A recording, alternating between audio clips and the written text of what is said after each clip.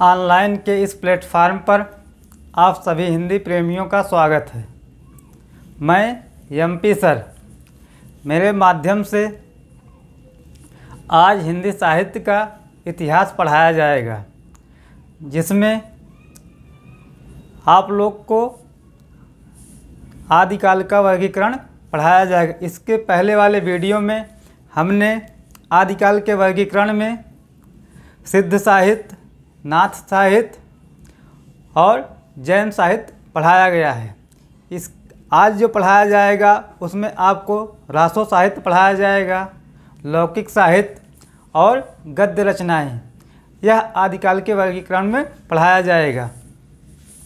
यह वीडियो आप लोग के लिए काफ़ी महत्वपूर्ण होने वाला है, क्योंकि यह ऐसा वीडियो है, यह हिंदी साहित्य का इतिहास एक ऐसा पार्ट है जो सभी प्रतियोगी परीक्षाओं में पूछा जाता है, चाहे आपका यूजीसी नेट जेआरएफ हो या असिस्टेंट प्रोफेसर हो, या यूपी का टीजीटी, पीजीटी, एलटी और जीआईसी प्रवक्ता का हो, या दूसरे राज्य के टीजीटी, पीजीटी परीक्षा हो, उन सभी में यह हिंदी साहित्य का इतिहास पूछा जाता है।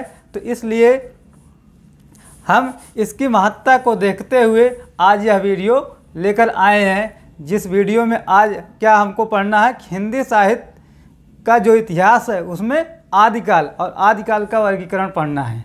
तो शुरुआत हम करते हैं। आदिकाल का वर्गीकरण कितने भागों में आदिकाल को वर्गीकृत किया गया है? अध्ययन की सुविधा के अनुसार आदिकाल को 6 भागों में बांटते हैं। तो आदिकाल के वर्गीकरण में हम देखते हैं कि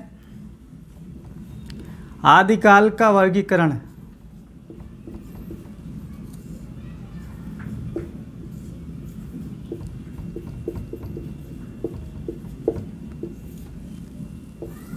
तो इसमें सबसे पहले आपको एक पढ़ना है सिद्ध साहित्य।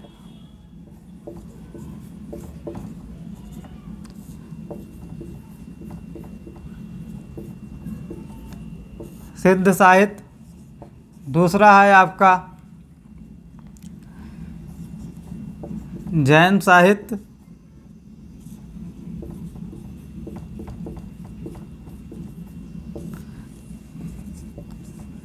एक है नाथ साहित्य।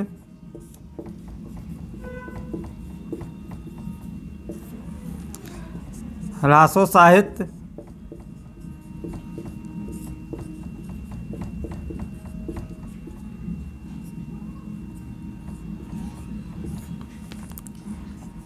एक लौकिक साहित्य।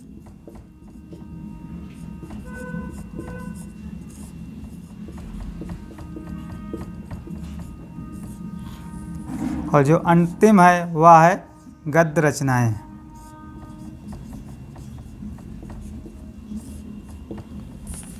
तो हम देख रहे हैं आदिकाल का वर्गीकरण। आदिकाल के वर्गीकरण में आपको सिद्ध साहित्य, जैन साहित्य, नाथ साहित्य, रासो साहित्य, लौकिक साहित्य और गद्य रचनाएं, यह आपको पढ़ना है।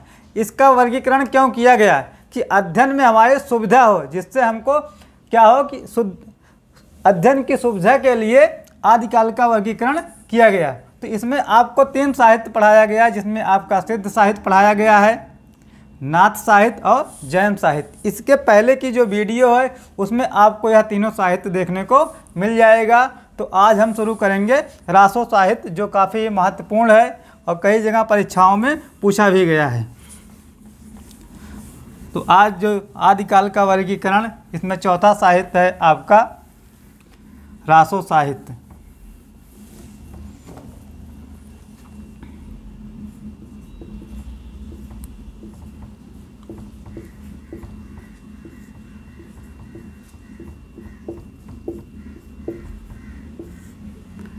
अब जो रासो साहित्य है, अब सबसे पहले यहाँ जो रासो शब्द है इसकी उत्पत्ति की बात करते हैं कि रासो शब्द की व्युत्पत्ति अलग अलग विद्वानों ने क्या माना है। तो सबसे पहले इसमें क्या था, एक कवि चारण थे। कवि क्या थे? चारण थे। उनकी जो रचनाएं थी वो रासो साहित्य के अंतर्गत आती हैं। चारण को भाट जात भी कहा, भाट जात का कवि भी कहा गया है। तो यहाँ देखिए रासो शब्द की व्युत्पत्ति। रासो शब्द की व्युत्पत्ति।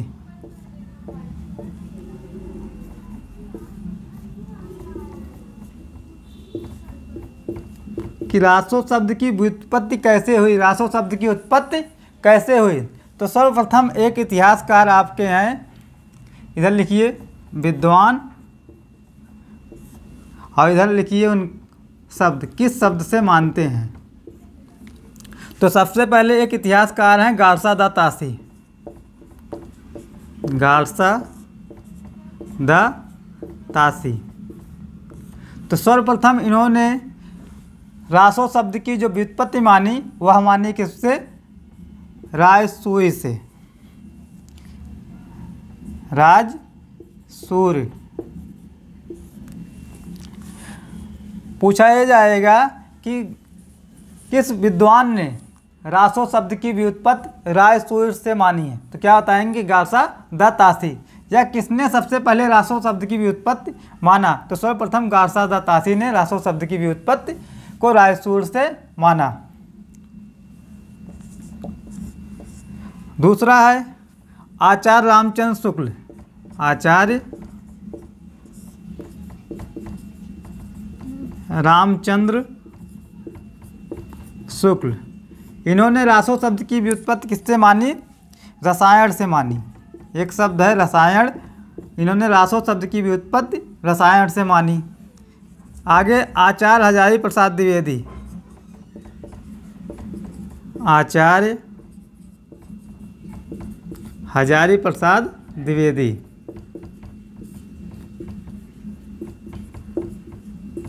इन्होंने रासो शब्द की उत्पत्ति रासक शब्द से मानी। फिर डॉक्टर बच्चन सिंह। डॉक्टर बच्चन सिंह और आचार्य नंद दुलारे वाजपेयी। आचार्य नंद दुलारे वाजपेयी। तो आचार्य नंद दुलारे वाजपेयी और डॉक्टर बच्चन सिंह ने रासो शब्द की व्युत्पत्ति रास शब्द से मानी। रास शब्द एक है, उससे व्युत्पत्ति इसकी मानते हैं। फिर एक आज कवि है, वह डॉक्टर नरोत्तम स्वामी। डॉक्टर नरोत्तम स्वामी। डॉक्टर नरोत्तम स्वामी ने रासो शब्द की व्युत्पत्ति किससे मानी, एक रसिक शब्द है, रसिक शब्द, इससे रासो शब्द की व्युत्पत्ति मानी। जो अगला और अंतिम है, एक है कवि श्यामल राज। कवि राज श्यामल दास।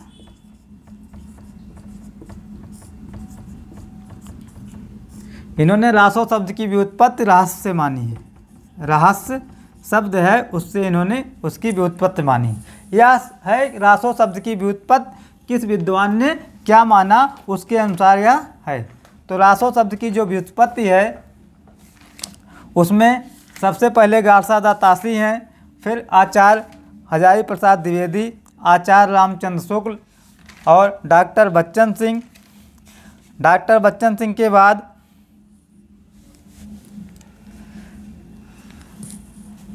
आचार्य नंद दुलारे वाजपेयी, डॉक्टर नरोत्तम स्वामी और श्यामल दास।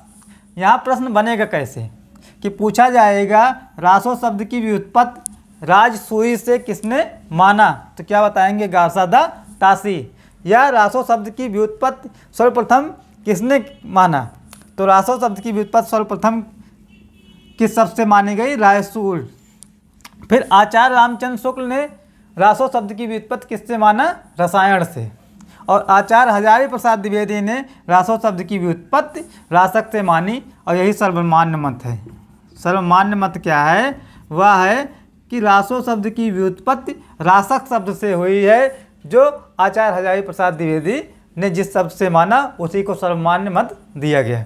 परीक्षा में जो प्रश्न बनेगा, अगर शुक्ल से पूछता है कि शुक्ल जी ने रासो शब्द की व्युत्पत्ति किस शब्द से मानी, तब रसायन बताएंगे। आचार्य हजारी प्रसाद द्विवेदी का पूछेगा तो रासक बताएंगे। सर्वमान्य मत पूछेगा तब भी जो है रासक बताएंगे। और डॉक्टर बच्चन सिंह और आचार्य नंद दुलारे वाजपेयी ने रास शब्द से रासो शब्द की भी उत्पत्ति माना, और डॉक्टर नरोत्तम स्वामी ने रसिक शब्द से, कवि राजश्यामल दास ने रास शब्द से रासो शब्द की भी उत्पत्ति माना। तो अब हम इसके बाद देखते हैं जो रासो ग्रंथ हैं कि प्रमुख रासो ग्रंथ में कौन कौन से ग्रंथ आते हैं।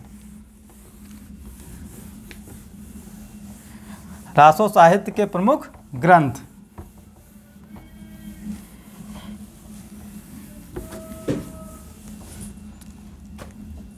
रासो साहित्य प्रमुख ग्रंथ।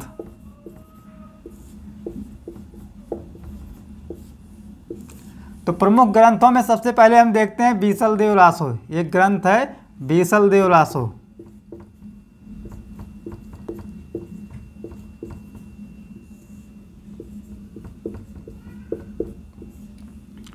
अब बीसल देव रासो जो है, इसके पहले सबसे पहले रचनाकार देखेंगे कि इसकी रचना किसने की। तो रचनाकार, कई बार परीक्षाओं में प्रश्न बना है कि बीसल देव रासो किसकी रचना है। तो बीसल देव रासो के रचनाकार कौन है? नरपति नाल्ह हैं।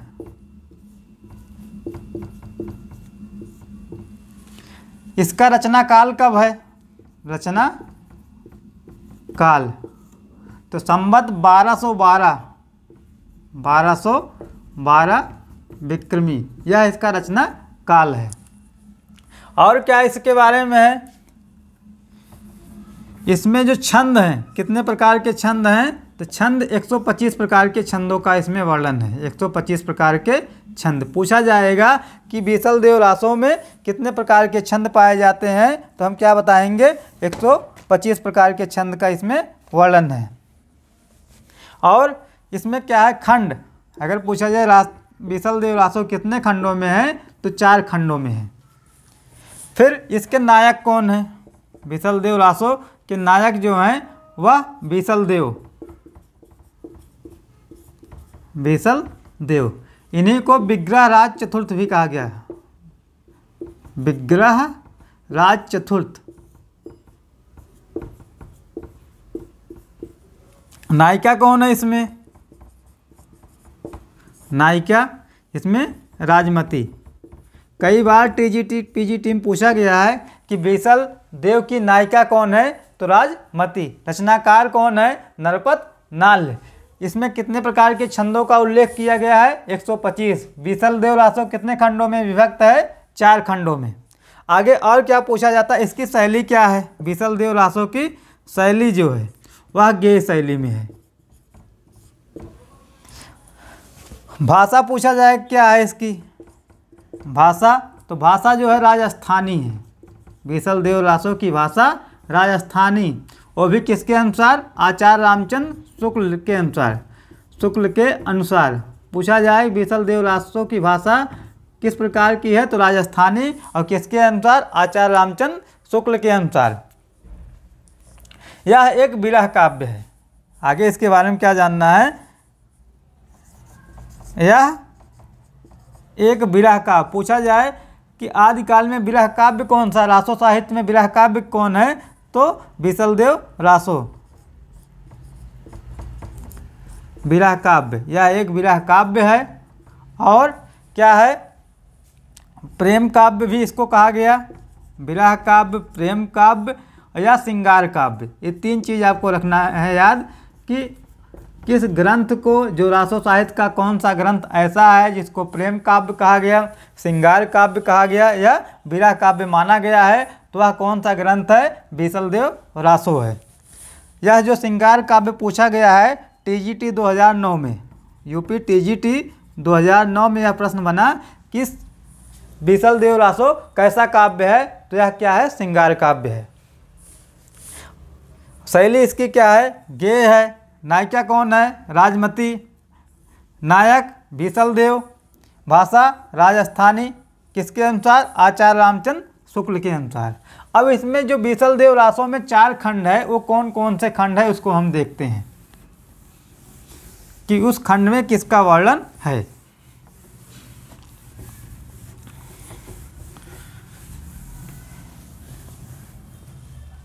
तो बीसल देव रासो में जो पहला खंड है, इसका प्रथम खंड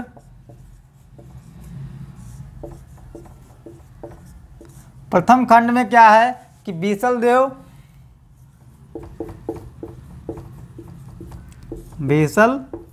देव व राजमती का विवाह वर्णन है।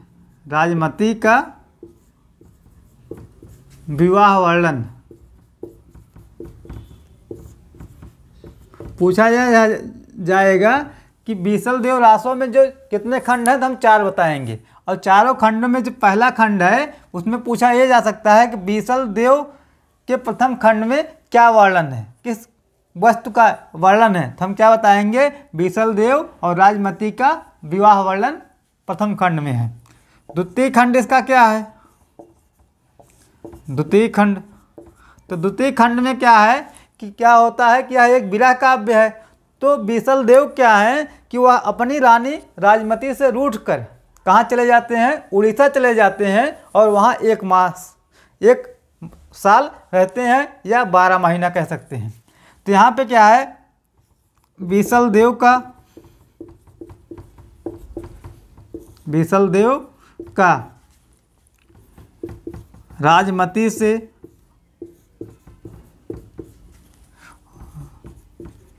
रूठकर, बीसल देव का राजमती से रूठकर उड़ीसा प्रस्थान। एक बार प्रश्न बना टीजीटी में कि बीसल देव राजमती से रूठकर कहाँ गए, तो उड़ीसा। तो यह हो गया कि बीसल देव का राजमती से रूठकर उड़ीसा प्रस्थान किस खंड में है, तो द्वितीय खंड में है। और इसमें क्या है, वहाँ पर 12 महीने या कहिए कि 1 साल, 12 महीने या 1 साल रहे वहाँ पर। पूछा यह जाएगा कि द्वितीय खंड जो है कि बीसल देव रासों में बीसल देव राजमती से रूठकर उड़ीसा गए, तो वहाँ उन्होंने कितना वर्ष रहा। तो वर्ष पूछेगा तो 1 साल बताएंगे, महीना पूछेगा तो 12 महीने बताएंगे। जो तृतीय खंड इसका है, तृतीय खंड में क्या है, तो तृतीय खंड में है राजमती का विरह वृत्तांत। जो इनकी बीसल देव की रानी थी राजमती, उसका क्या है, विरह वृत्तांत है। राजमती का विरह वृत्तांत, यह सबसे इम्पॉर्टेंट है कि राजमती का विरह वृत्तांत किस खंड में है, तो क्या बताएंगे, तृतीय खंड में है। और बीसल देव का उड़ीसा से वापस लौटने का वर्णन है। बीसल देव का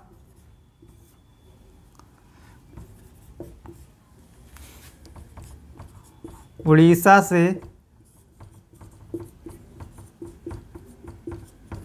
लौटने का वर्णन, यह आपको तृतीय खंड में मिलेगा बीसल देव रासों के। जो अंतिम खंड है वह चतुर्थ खंड है। तो चतुर्थ खंड में क्या है कि बीसल देव और राजमती का पुनर्मिलन होता है। राजमती व बीसल देव का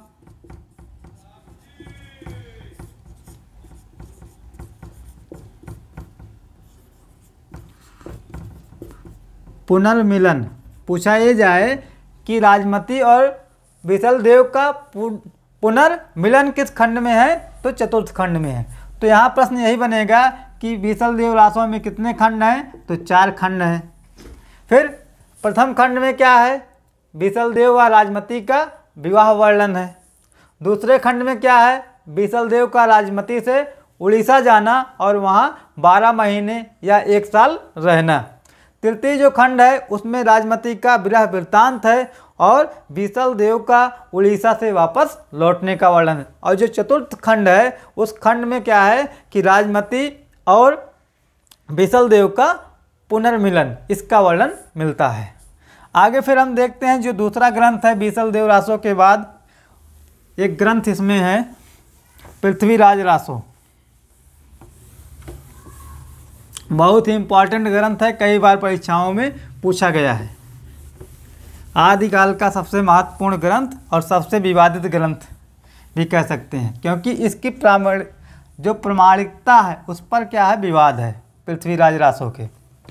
कुछ विद्वान इसको प्रमाणिक मानते हैं और कुछ विद्वान इसको कहते हैं प्रमाणिक नहीं, अप्रमाणिक है, और कुछ विद्वान कहते हैं कि प्रमाणिक भी नहीं है, यह अर्ध प्रमाणिक है। तो दूसरा ग्रंथ हम देखेंगे पृथ्वीराज रासो। पृथ्वीराज रासो, जो पृथ्वीराज रासो के रचनाकार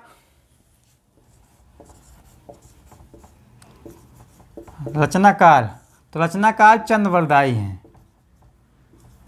चंद्रवरदायी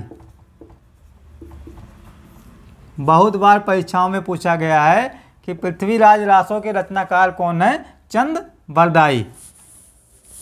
और यह जो पृथ्वीराज रासो है, पृथ्वीराज रासो, इसको आचार्य रामचंद्र शुक्ल ने क्या कहा कि हिंदी का प्रथम महाकाव्य, हिंदी का प्रथम महाकाव्य माना। पूछा जा सकता है हिंदी का प्रथम महाकाव्य क्या है, तो हम क्या बताएंगे, पृथ्वीराज रासो। या किसके अनुसार है, आचार्य रामचंद्र शुक्ल के अनुसार। आचार्य रामचंद्र शुक्ल जी ने पृथ्वीराज रासो को हिंदी का प्रथम महाकाव्य कहा, और जो ये चंद्रवरदायी हैं इनको हिंदी का प्रथम महाकवि कहा। हिंदी का प्रथम महाकवि, दो चीज़ यहाँ ध्यान देना, और दोनों कथन यह शुक्ल का है। आप जब आचार्य रामचंद्र शुक्ल की किताब पढ़ेंगे हिंदी साहित्य का इतिहास, उसमें पृथ्वीराज रासो जब पढ़ेंगे तो वहाँ आपको मिलेगा कि चंद्रवरदायी हिंदी के प्रथम महाकवि हैं, आचार्य रामचंद्र शुक्ल ने माना। और हिंदी साहित्य का प्रथम महाकाव्य जो है वह क्या है, पृथ्वीराज रासो है, इसको भी आचार्य रामचंद्र शुक्ल ने माना। तो दो चीज़ें हो गई। एक है कि इसमें जो चंद्रवरदायी हैं इनको छप्पों का राजा कहा गया। चंद्रवरदायी क्या कहा गया, छप्पों का राजा। और छप्पों का जो राजा कहा गया है वह शिव सिंह सेंगर का एक ग्रंथ है। शिव सिंह सेंगर इतिहास ग्रंथकार हैं, शिव सिंह सेंगर, इनका एक इतिहास ग्रंथ है। उस ग्रंथ का नाम है शिव सिंह सरोज, और शिव सिंह सरोज में चंद्रवरदायी को छप्पे का राजा कहा गया। यह हो गया। इसके बाद जो है इसके जो नायक की हम बात करते हैं, अगर पृथ्वीराज रासो के नायक कौन है, तो नायक इसमें जो है पृथ्वीराज चौहान। पृथ्वीराज चौहान। और नायिका की यदि हम बात करते हैं, नायिका इसमें है संयोगिता।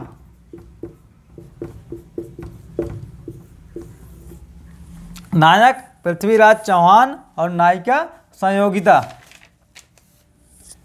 और इसमें हम एक सर्ग पूछा गया, पृथ्वीराज रासो में सर्ग कितना है, सर्ग को समय कहा गया है। एक प्रश्न एक बार बना यहाँ पर कि पृथ्वीराज रासो में सर्ग को क्या कहा गया, उसको समय कहा गया। पृथ्वीराज रासो में जो सर्ग है उसको समय कहा गया, और पृथ्वीराज रासो में कितना सर्ग है, 69 सर्ग है। सबसे इम्पॉर्टेंट बात यह है। इसकी जो भाषा है, पृथ्वीराज रासो की भाषा, यह क्या है, ब्रज मिश्रित राजस्थानी। ब्रज मिश्रित राजस्थानी या डिंगल कह सकते हैं इसको, या डिंगल। इसकी जो शैली है वह किस शैली में लिखा गया है, तो पृथ्वीराज रासो पिंगल शैली में लिखा गया है। पिंगल शैली। और इसके बारे में क्या है, इसका जो प्रमुख रस है, पृथ्वीराज रासो का प्रमुख रस, तो प्रमुख रस में वीर रस है। वैसे तो इसमें बहुत प्रकार के रस आपको मिलते हैं, लेकिन प्रमुख रस क्या है, वीर रस है।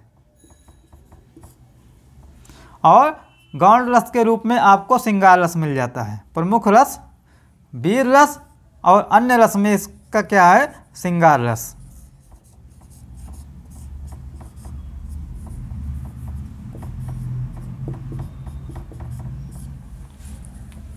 और आचार्य हजारी प्रसाद द्विवेदी एक हैं। इन्होंने क्या कहा, पृथ्वीराज रासो को सुख सुखी संवाद माना। सुख सुखी संवाद,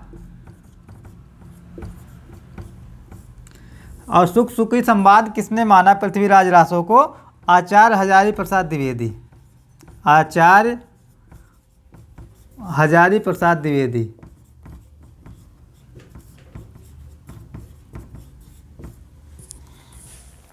तो यहीं से आपका प्रश्न बनेगा पृथ्वीराज रासो में कि पूछा ये जाएगा पृथ्वीराज रासो के रचनाकार तो चंद्रबरदाई, और पृथ्वीराज रासो के नायक कौन है? पृथ्वीराज चौहान। नायिका संयोगिता। भाषा क्या है इसकी? ब्रज मिश्रित राजस्थानी या डिंगल, शैली पिंगल। किस आचार्य ने पृथ्वीराज रासो को सुख सुखी संवाद कहा? तो आचार्य हजारी प्रसाद द्विवेदी ने कहा। और पृथ्वीराज रासो में सर्ग को क्या कहा गया? तो उसको समय कहा गया। और पृथ्वीराज रासो में कितना समय है? तो 69 समय है। इसमें प्रमुख रस क्या है? वीर रस है। और वैसे तो इसमें क्या है? श्रृंगार रस भी मिलता है। इसके बाद क्या है कि जो पृथ्वीराज रासो है इसको आचार्य रामचंद्र शुक्ल ने हिंदी का प्रथम महाकाव्य कहा, और इसके जो रचनाकार हैं उसको आचार्य रामचंद्र शुक्ल जी ने हिंदी का प्रथम महाकवि कहा। इसके अलावा हमें और क्या ध्यान रखना है कि जो ये चंद्रबरदाई हैं, पृथ्वीराज रासो के रचनाकार चंद्रबरदाई, इनको छप्पयों का राजा कहा गया। क्या कहा गया? छप्पयों का राजा। और किस ग्रंथ में कहा गया? ग्रंथ का नाम है शिव सिंह सरोज। शिव सिंह सरोज। पूछा जाए चंद्रबरदाई को छप्पयों का राजा किस ग्रंथ में कहा गया, तो हम बताएंगे शिव सिंह सरोज। या किसके ग्रंथ में कहा गया, तो हम बताएंगे शिव सिंह सेंगर। यह बात है आपका पृथ्वीराज रासो के विषय में। और भी बात इसके बाद देखते हैं कि इसमें और क्या चीज़ इम्पॉर्टेंट है। पृथ्वीराज रासो को आचार्य रामचंद्र शुक्ल जी ने यहाँ पर कहा गया है हिंदी का प्रथम महाकाव्य है, लेकिन इसको क्या कहते हैं? यह पूर्णतः अप्रमाणिक ग्रंथ है, प्रमाणिक नहीं मानते हैं। पृथ्वीराज रासो को यहाँ हिंदी का प्रथम महाकाव्य मानते हैं, लेकिन इसकी क्या कहते हैं कि यह अप्रमाणिक ग्रंथ है, प्रमाणिक नहीं है।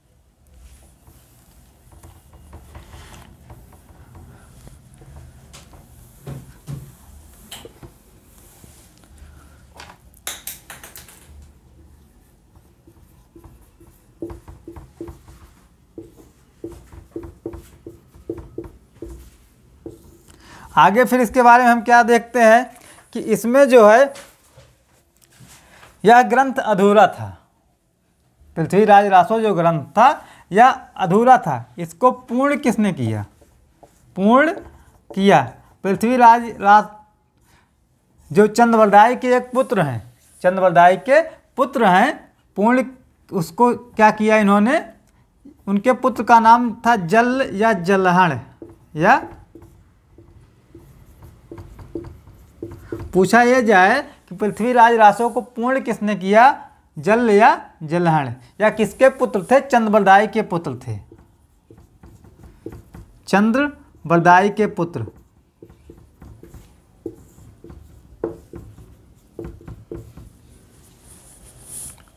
यहाँ प्रश्न यही पूछा जाएगा पृथ्वीराज रासो को किसने पूर्ण किया, तो हम बताएंगे जल या जलहण। जल या जलहण किसके पुत्र थे? चंद्रबरदाई के। एक बार क्या हुआ कि आप एक कथा इसमें है पृथ्वीराज रासो में कि जो चंद्रबरदाई और जो पृथ्वीराज चौहान थे, यह इन दोनों का जन्म एक ही दिन हुआ था कि जिस दिन पृथ्वीराज चौहान का जन्म हुआ था उसी दिन चंद्रबरदाई का भी जन्म हुआ था, और दोनों ने इस संसार को एक ही दिन छोड़ा था। पृथ्वीराज रासो के जो रचनाकार चंद्रबरदाई हैं वह महाराज के साथ हमेशा उनके राजसभा में, युद्ध में, आखेट में हमेशा उनके साथ रहते थे।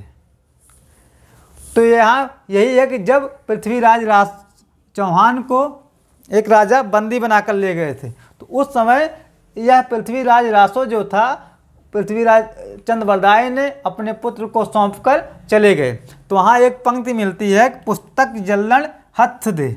एक पंक्ति है इसके बारे में कि पुस्तक जल्हड़ हथ दे, हथ दे, चल गज्जन निरपकाज, चल गज्जन नृपकाज।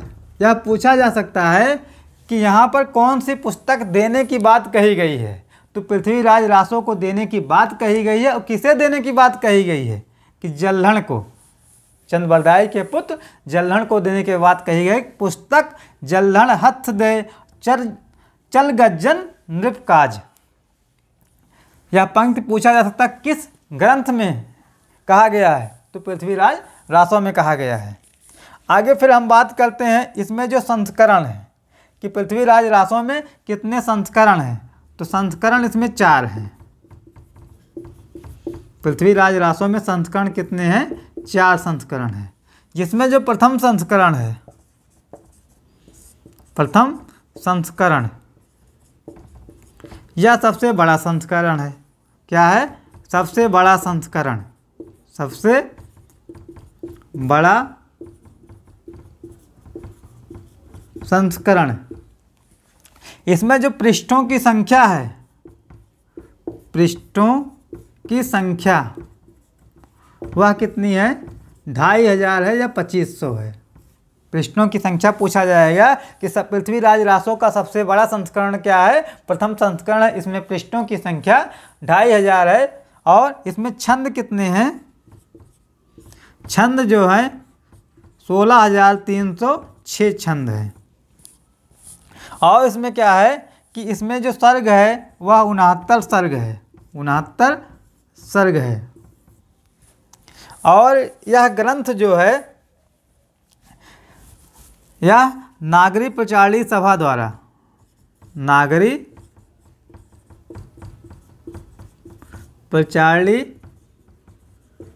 सभा द्वारा 1585 में प्रकाशित, 1585 ईस्वी में प्रकाशित प्रथम संस्करण में यह आपको मिलेगा कि जो 4 संस्करण है पृथ्वीराज रासो में, सबसे बड़ा संस्करण क्या है? प्रथम संस्करण है। उसमें पृष्ठों की संख्या 2500 है। छंद कितने हैं? 16,306 छंद हैं। और सर्ग कितना है? 69 सर्ग है। और यह ग्रंथ नागरी प्रचारणी सभा द्वारा 1585 ईस्वी में प्रकाशित हुआ। इसका जो द्वितीय संस्करण है, पृथ्वीराज रासो का द्वितीय संस्करण, तो द्वितीय संस्करण में आपको क्या है कि इसमें छंद जो मिलते हैं उसमें 7000 छंद मिलते हैं, 7000 छंद मिलते हैं। और इसका प्रकाशन नहीं हुआ, इसका प्रकाशन नहीं हुआ।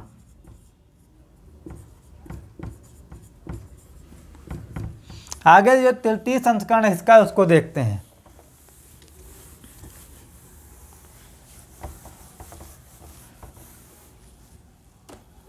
तृतीय संस्करण, तृतीय संस्करण में है, तो इस संस्करण में आपको 3500 छंद हैं, 3500 छंद हैं। और यह क्या है? लघु संस्करण है, लघु संस्करण। इतना ध्यान इसमें देना है। आगे, और इसमें जो समय है या सर्ग है, सर्ग जो है 19 सर्ग है। पूछा जाएगा पृथ्वीराज रासो के तृतीय संस्करण में कितने सर्ग है, तो 19 सर्ग है। और चतुर्थ और अंतिम संस्करण, चतुर्थ संस्करण, चतुर्थ संस्करण में कितने छंद हैं? इसमें छंदों की जो संख्या है 1300 है, 1300 छंद। और सबसे छोटा संस्करण, सबसे छोटा संस्करण, इतना चीज़ इस पे ध्यान देना है कि जो पृथ्वीराज रासो है इसमें 4 संस्करण है। जिसमें प्रथम संस्करण सबसे बड़ा संस्करण है, पृष्ठों की संख्या 2500 है, छंद 16,306 है और सर्ग 69 है। द्वितीय संस्करण जो है इसमें 6-7 हज़ार छंद हैं और इसका प्रकाशन नहीं हुआ। जो तृतीय संस्करण है इसमें 3500 छंद है और यह लघु संस्करण है, इसमें 19 सर्ग हैं। और चतुर्थ संस्करण यह सबसे छोटा संस्करण है और इसमें 1300 छंद हैं। आगे देखते हैं जो पृथ्वीराज रासो की क्या है प्रामाणिकता, कि इसके प्रामाणिकता पर क्या है विवाद है। तो इसमें कुछ जो विद्वान है पृथ्वीराज रासो को क्या कहते हैं, पृथ्वीराज रासो पूर्णतः प्रमाणित है, और कुछ विद्वान हैं वह क्या कहते हैं पृथ्वीराज रासो पूर्णतः अप्रमाणिक है, और कुछ कहते हैं कि न ये तो प्रमाणिक है न अप्रमाणिक है, यह अर्ध प्रमाणिक है। तो उसी को हम देखते हैं कौन कौन से विद्वान ऐसे हैं जो पृथ्वीराज रासो को पूर्णतः प्रमाणिक मानते हैं और कौन है जो अप्रमाणिक मानते हैं। तो पृथ्वीराज रासो की प्रामाणिकता, पृथ्वीराज रासो की प्रामाणिकता।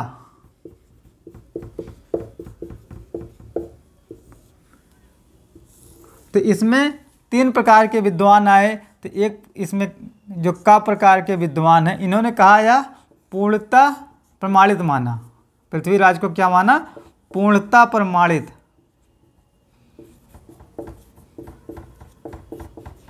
पूर्णतः प्रमाणित इन्होंने माना। तो इसमें आपको एक विद्वान मिलते हैं डॉक्टर श्याम सुंदर दास। डॉक्टर श्याम सुंदर दास जी ने पृथ्वीराज रासो को क्या कहा पूर्णतः प्रमाणिक माना। और एक विद्वान इसमें मिलते हैं आपका मिश्र बंधु। मिश्र बंधुओं ने भी इसको क्या माना पूर्णतः प्रमाणिक माना। और एक हैं इसमें मोहन लाल विष्णु लाल पांड्या। मोहन लाल विष्णु लाल पांड्या, इन्होंने पूर्णतः प्रमाणिक माना। एक विद्वान इसमें है कर्नल टाड ने भी पूर्णतः प्रमाणिक माना। फिर जो दूसरा प्रकार के विद्वान थे उन्होंने कहा कि यह पूर्णतः अप्रमाणिक है।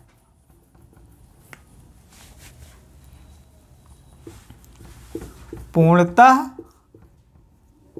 अप्रमाणिक। अब पूर्णतः अप्रमाणिक मानने वाले विद्वानों में कौन कौन से विद्वान हैं। तो जिसमें एक विद्वान सबसे पहले हैं आचार्य रामचंद्र शुक्ल। आचार्य रामचंद्र शुक्ल। दूसरे विद्वान हैं डॉक्टर बुलर। तीसरे विद्वान इसमें हैं गौरी शंकर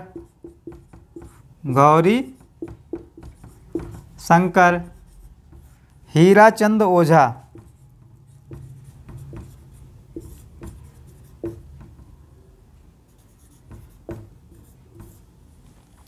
एक विद्वान है इसमें कवि राजा श्यामल दास। कवि राजा श्यामल दास।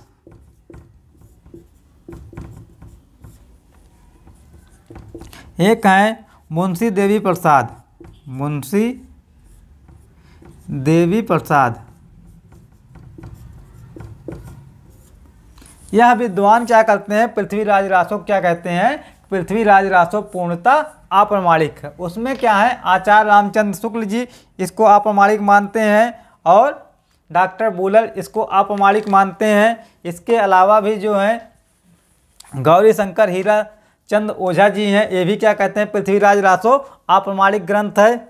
इसके अलावा आपको कवि राजा श्यामल दास और मुंशी देवी प्रसाद, इन लोगों ने क्या किया कि उसको अप्रमाणिक माना।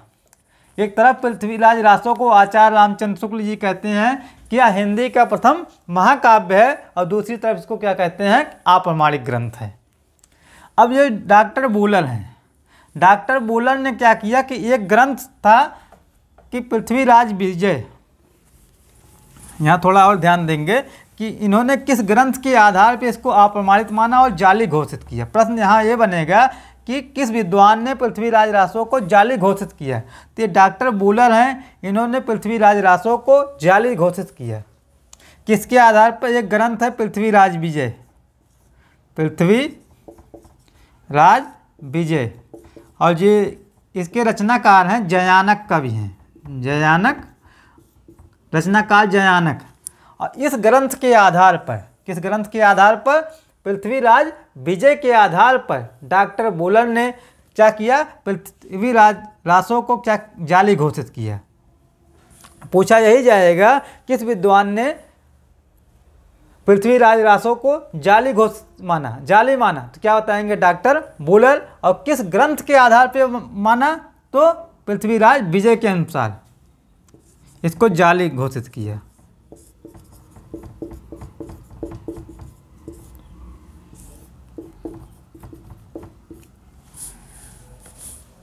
इसके बाद हम देखते हैं तीसरे वर्ग में आते हैं। जो तीसरा वर्ग है वह वर्ग है पृथ्वीराज रासो को अर्ध प्रमाणिक मानता है। कहता है कि ना तो पृथ्वीराज रासो पूर्णतः प्रमाणिक है, ना तो अप्रमाणिक है, यह क्या है? अर्ध प्रमाणिक है। तो अर्ध प्रमाणिक जो विद्वान मानते हैं, अर्ध प्रामाणिक,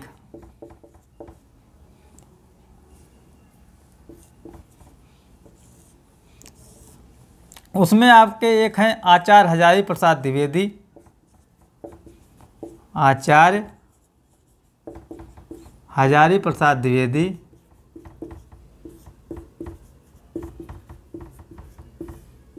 एक हैं सुनीत कुमार चटर्जी, सुनीत कुमार चटर्जी,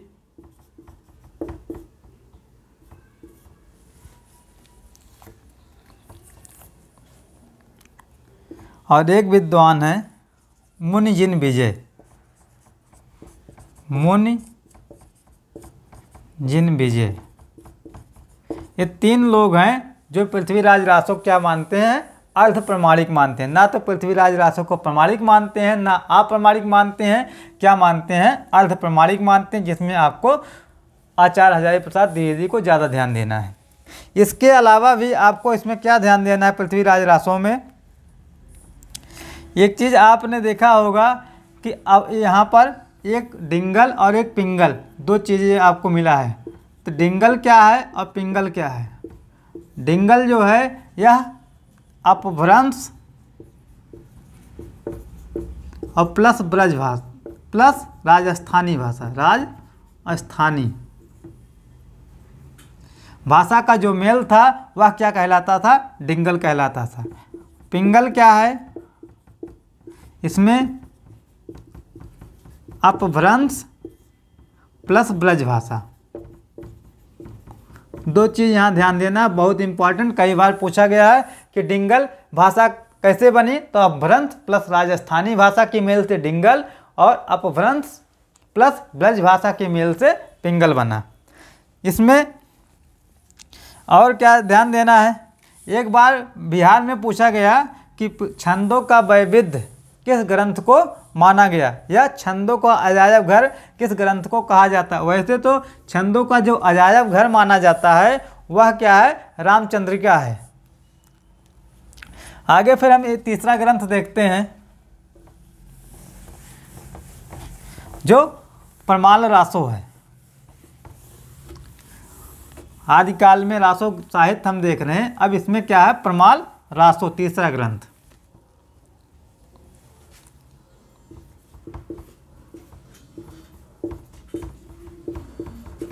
परमाल रासो, परमाल रासो को आल्हा खंड भी कहा जाता है।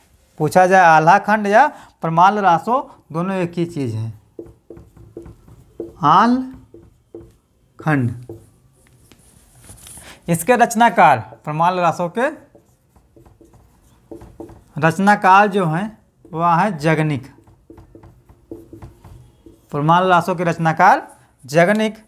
और इसका जो समय है कि परमाणु रासों की रचना कब हुई? इसको 13वीं सदी है, 13वीं सदी। और शैली इसकी क्या है? परमाणु रासों की शैली या लोक गेय शैली है, लोक गेय। बीसल देव रासो गेय शैली है और परमाणु रासो क्या है? लोक गेय शैली में है। और इसमें क्या है कि आल्हा और ऊदल दो, आल्हा और ऊदल, आल्हा प्लस ऊदल नामक दो वीर योद्धाओं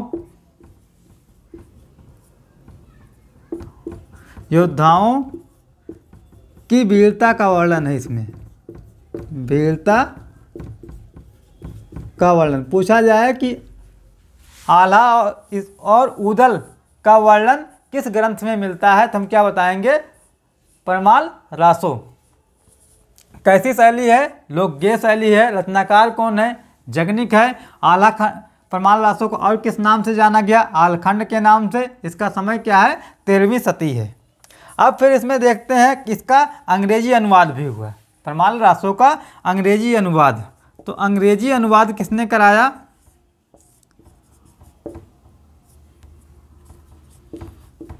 तो अंग्रेजी अनुवाद जो है इसको वाटरफील्ड ने कराया। वाटरफील्ड ने। पूछा यही जाएगा कि परमाणु रासों का अंग्रेजी अनुवाद किसने कराया? वाटरफील्ड ने कराया। और जो आलखंड नाम से प्रकाशन, अगर यह पूछा जाए कि आलखंड नाम से प्रकाशन, आलखंड नाम से इसका प्रकाशन किसने कराया? नाम से प्रकाशन, तो इन चार्ल्स इलियट एक थे, चार्ल्स इलियट ने आलखंड नाम से प्रकाशन करवाया इसका। और कब कराया इसको? 1865 ईस्वी में। पूछा जाए कि आलखंड नाम से प्रकाशन किसने कराया, तो चार्ल्स इलियट ने कराया। और कब कराया? 1865 ईस्वी में। इसके बाद कुछ महत्वपूर्ण कथन है इसके बारे में। परमाणु रासों के बारे में दो महत्वपूर्ण कथन हैं। एक इसकी पंक्ति बहुत पूछी जाती है, वह पंक्ति है कि 12 वर्ष ले कोकर जीव हैं, अरु 13 ले जिये सियार, और बरस 18 क्षत्रिय जीवे, आगे जीवन को धिक्कार। पूछा जाएगा यह पंक्ति किस रचना से ली गई है, तो परमाणु रासों से ली गई है। तो उसको पंक्ति लिख लेते हैं। पंक्ति कई बार परीक्षाओं में पूछा गया, बहुत ही इंपॉर्टेंट पंक्ति है। तो वह पंक्ति है 12 बरिस ले कुकर जिए, 12 बरिस ले कुकर जिए, अरु 13 ले जिए सियार, अरु 13 ले जिए सियार।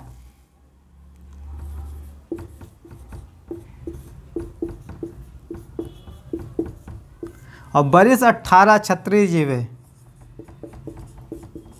बरिस 18 लय क्षत्रिय जीवे, क्षत्रिय जिए, आगे जीवन को धिक्कार, आगे जीवन को धिक्कार। पूछा जाएगा कि यह पंक्ति किस रचना से, तो यह पंक्ति पूछा यह जाएगा कि परमाणु रासों की कौन सी पंक्ति महत्वपूर्ण है। तो इसमें यही पूछा जाएगा कि यह 12 बरिस ले कोकर जिए, अरु 13 ले जिए सियार, और बरस 18 क्षत्रिय जिए, आगे जीवन को धिक्कार। यह पंक्ति किस रचना से है, तो क्या बताएंगे? परमाणु रासों से। और यह पूछा जाए किसकी पंक्ति है, तो हम जगनिक बताएंगे। आगे आचार्य रामचंद्र शुक्ल जी का एक कथन है इस रचना के बारे में, उसको देख लेते हैं। बहुत ही महत्वपूर्ण कथन है, कई बार वो भी परीक्षाओं में पूछा गया है। तो वह कथन है आचार्य रामचंद्र शुक्ल जी का कथन कि जगनिक के काव्य का आज कहीं पता नहीं। जगनिक के काव्य का आज कहीं पता नहीं है।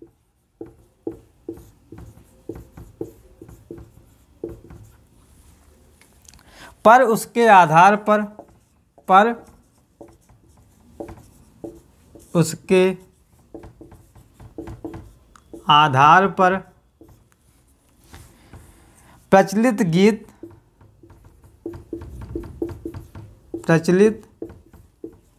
गीत हिंदी भाषा भाषी क्षेत्र में भाषाभाषी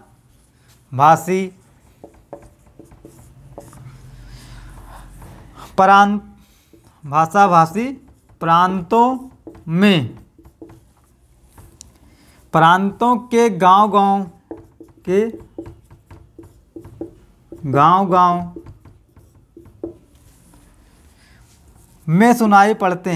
में सुनाई पड़ते हैं। डाट करके आगे यह जो इम्पोर्टेंट है कि यह गूंज मात्र है। यह गूंज मात्र है, मूल शब्द नहीं। यह कथन है आचार्य रामचंद्र शुक्ल जी का, बहुत ही इम्पोर्टेंट कथन है। और कई बार परीक्षाओं में पूछा गया है। बिहार स्टेट का जो विद्यार्थी पेपर दे रहे होंगे उस परीक्षा में भी यह प्रश्न पूछा गया था। यह गूंज मात्र है, मूल शब्द नहीं है। किसका कथन है? तो आचार्य रामचंद्र शुक्ल का कथन है कि उन्होंने कहा कि जगनिक के काव्य का आज कहीं पता नहीं है, पर उसके आधार पर प्रचलित गीत हिंदी भाषाभाषी प्रांतों के गांव में सुनाई पड़ते हैं। यह गूंज मात्र है, मूल शब्द नहीं है। यह आचार्य रामचंद्र शुक्ल ने किस ग्रंथ के बारे में कहा? परमाल रासों के बारे में। आगे फिर हम अगला ग्रंथ देखते हैं। जो रासो साहित्य का अगला ग्रंथ है वह है खुमाण रासो। तो रासो साहित्य का जो अगला ग्रंथ है वह क्या है? खुमाण रासो है।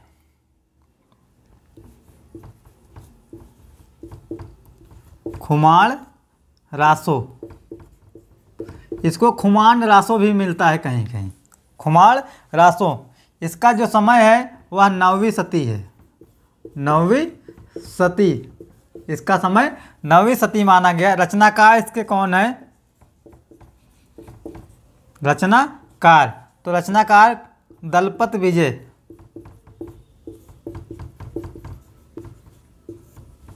और इसमें क्या है? छंद जो है 5000 प्रकार के छंद पाए गए। दो चीज़ यहाँ ध्यान रखना है कि खुमाण रासों के रचनाकार कौन है? तो दलपत विजय हैं। और इसका समय क्या है? 9वीं सदी है। और छंद कितने हैं? इसमें 5000 प्रकार के छंदों का वर्णन है। जो अगला ग्रंथ है वह है हमीर रासो।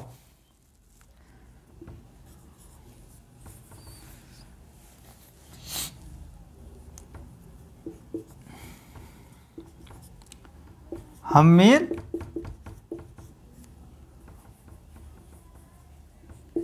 रासो। अब हमीर रासो के जो रचनाकार हैं वह सारंगधर हैं। यहाँ रचनाकार कौन है? सारंगधर। और हमीर रासो की जो भाषा है, इसकी भाषा क्या है? अपभ्रंश भाषा है। और रासो साहित्य का जो अंतिम ग्रंथ है वह है विजयपाल रासो। विजयपाल रासो। और विजयपाल रासो के रचनाकार कौन है? नल सिंह। यहाँ यही ध्यान देना है, विजयपाल रासो के रचनाकार तो नल सिंह।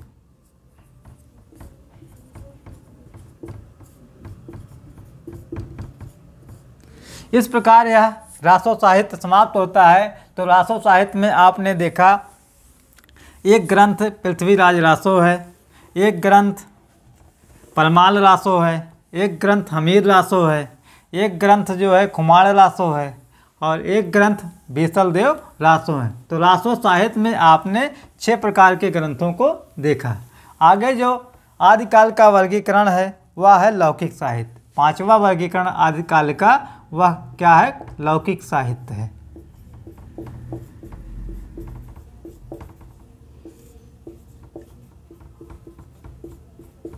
तो लौकिक साहित्य में कौन कौन से ग्रंथ आते हैं और उनके रचनाकार कौन कौन है उसको देख लेते हैं।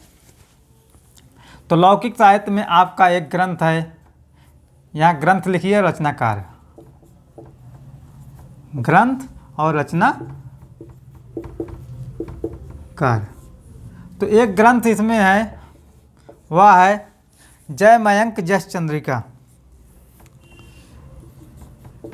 जय मयंक जस चंद्रिका। इसके जो रचनाकार हैं वह है मधुकर कवि। मधुकर कवि। दूसरा ग्रंथ इसमें है जयचंद्र प्रकाश। जयचंद्र प्रकाश। और जयचंद्र प्रकाश के रचनाकार हैं भट्ट केदार।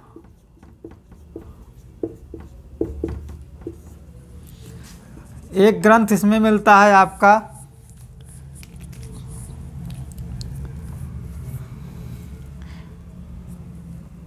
ढोला मारुआ दोहा। ढोला मारुआ दोहा। और ढोला मारुआ दोहा के रचनाकार जो हैं यहाँ नवी सती, इसको लिख लीजिए नवी सती। इसके रचनाकार कुशल लाभ हैं। कुशल लाभ। एक ग्रंथ इसमें मिलता है आपका बसंत विलास। बसंत विलास। बसंत विलास के रचनाकार का पता नहीं, इसलिए यहाँ लिखेंगे अज्ञात कि इसके रचनाकार कौन है यह पता नहीं है। एक ग्रंथ इसमें है खुसरो की पहेलियाँ। खुसरो की पहेलियाँ। अमीर खुसरो।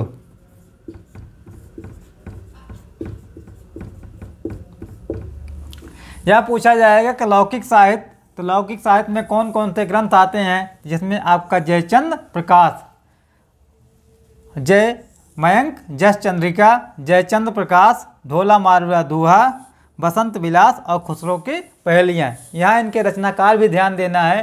तो जयचंद्र प्रकाश, भट्ट केदार, जय मयंक जस चंद्रिका, मधुकर कवि, ढोला मारुआ दोहा, कुशल लाभ, बसंत विलास, अज्ञात और खुसरो की पहेलियाँ अमीर खुसरो। आगे जो आदिकाल का वर्गीकरण है वह अंतिम वर्गीकरण है, उसमें है गद्य रचनाएँ। आदिकाल के वर्गीकरण को हमने 6 प्रकार से बांटकर उसका अध्ययन किया। तो जिसमें अंतिम क्या है? गद्य रचनाएँ।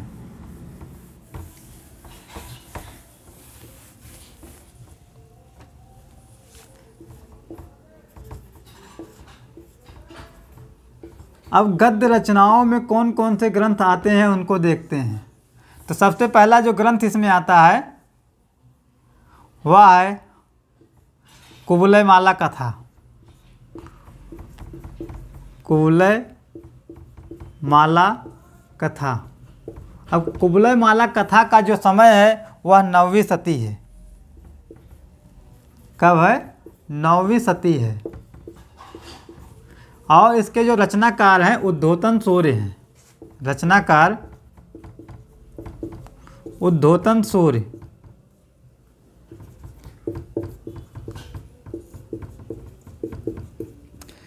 यह प्रश्न अब की बार पीजीटी 2021 में पूछा गया कि कुवलय माला कथा के रचनाकार कौन है। यह प्रश्न पीजीटी 2021 में पूछा गया था।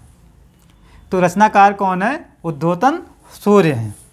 जो दूसरा ग्रंथ है गद्य रचनाओं में वह है आपका राउल बेल है। राउल बेल। राउल बेल का जो समय माना गया है, यह समय माना गया है 10वीं से 11वीं सदी। 10वीं से 11वीं सदी। अब राउल बेल के रचनाकार जो हैं, रचनाकार रोड़ा कवि हैं। रोड़ा कवि। समय हो गया 10वीं सदी या 11वीं सदी। रचनाकार रोड़ा कवि। इसकी जो विशेषता है वह है चंपूकृत है। यह विशेष इसमें क्या ध्यान देना है कि चंपूकृत है। चंपूकृत क्या होती है कि जो गद्य पद्य की रचनाएं होती, ऐसी रचना जो गद्य में ही हो और पद्य में भी हो, उसी को हम चंपूकृत कहते हैं। और यह शिलांकृत कृत है। शिलांकृत कृति कि यह जो कृति है वह शिलाओं पर अंकित है, इसीलिए इसको शिलांकृत कहा गया है। तो विशेष 2 चीज़ ध्यान देना है कि आदिकाल में चंपूकृत कौन रचना है, तो राउल बेल है। शिलांकृत कौन सी है, वह है राउल बेल। और रचना का समय 10वीं से 11वीं सदी। रचनाकार राउल बेल के रचनाकार कौन, रोड़ा कवि। आगे फिर इसमें एक प्रश्न अब की बार T21 में बना था कि कलचुर वंश की किसी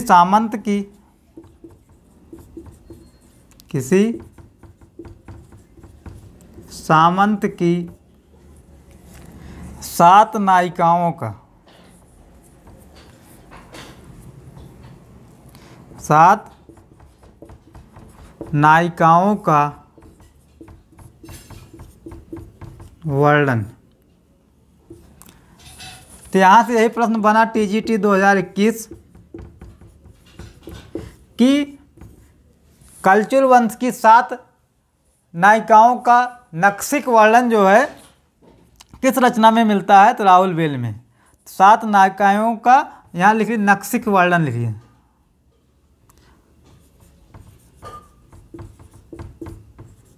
नक्सिक वर्णन। तो यहाँ यही 2 चीज़ ध्यान देना है, शिलांकृत कृत और नक्सिक वर्णन। किसका, कलचुर वंश की नायिकाओं का नक्सिक वर्णन मिलता है। आगे जो और गद्य रचनाएं हैं उसमें तीसरी रचना है उक्त व्यक्ति प्रकरण है।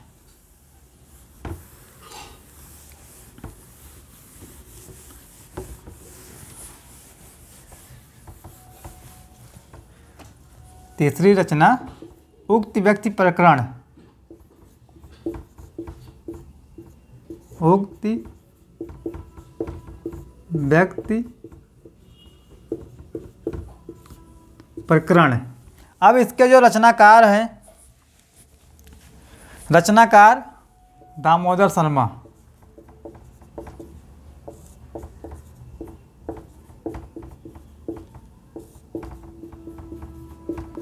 इसकी जो विशेषता है कि यह आदिकाल में व्याकरण ग्रंथ है। विशेषता जो है यह क्या है, व्याकरण ग्रंथ है। पूछा जाए कि आदिकाल में व्याकरण ग्रंथ कौन सा है, तो हम क्या बताएंगे, उक्त व्यक्ति प्रकरण। रचनाकार दामोदर शर्मा। और उक्त व्यक्ति प्रकरण का जो समय है, समय इसका कब माना गया, 12वीं सदी का ग्रंथ है। 12वीं सदी। फिर अंतिम जो ग्रंथ इसका है वह है वर्ण रत्नाकर। वर्ण रत्नाकर। वर्ण रत्नाकर का जो समय है वो 14वीं सदी है। 14वीं सदी। इसके जो रचनाकार हैं ज्योतिरीश्वर ठाकुर।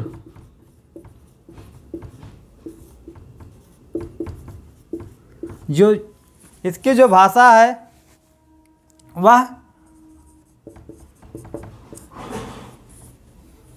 मैथिली गद्य में रचित है। जो वर्ण रत्नाकर है वो किस में है, मैथिली गद्य में।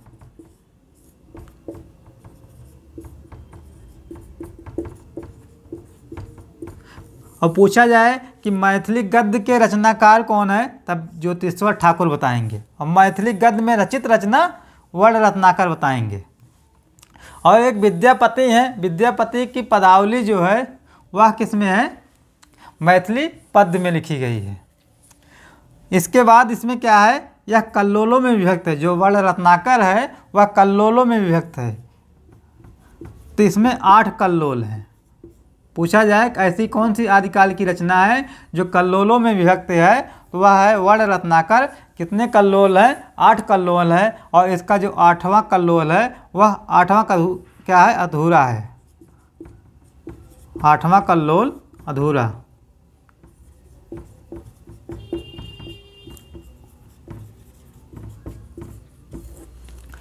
तो इतनी चीज़ें आपका है कि जो आदिकाल का वर्गीकरण हम देख रहे हैं। आदिकाल के वर्गीकरण में आपने क्या देखा, एक देखा सिद्ध साहित्य देखा, फिर नाथ साहित्य देखा और जैन साहित्य। इसके बाद रासो साहित्य है, फिर लौकिक साहित्य और गद्य रचनाएं। इस प्रकार क्या होता, आदिकाल का जो वर्गीकरण है वह समाप्त हो जाता है। यहाँ एक बार जो है गद्य रचनाओं से प्रश्न क्या बना कि इसका क्रम पूछा गया था। कहाँ पर पूछा गया था, यूजीसी नेट में पूछा गया कि कुवलयमाला कथा, उक्त व्यक्ति प्रकरण, वर्ण रत्नाकर और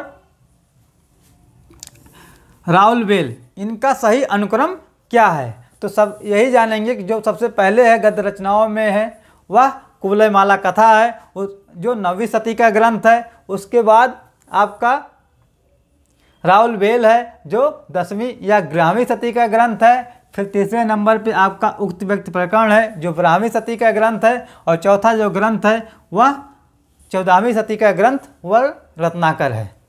इस प्रकार के प्रश्न अब तक यहाँ पर बने हैं। और इस प्रकार यह आदिकाल का जो वर्गीकरण आप देख रहे थे समाप्त होता है। आगे की वीडियो में आप लोग को विद्यापति और अमीर खुसरो के बारे में बताया जाएगा। इसके बाद एक विशेष सूचना है कि जो मित्र हमारे अभी तक चैनल पर पहली बार आए हैं या उनको नहीं पता है, तो वो क्या करें, सबसे पहले इस चैनल पर आकर वीडियो को देखें और उनको यह वीडियो कैसा लगा वह कमेंट करके अवश्य बताएं।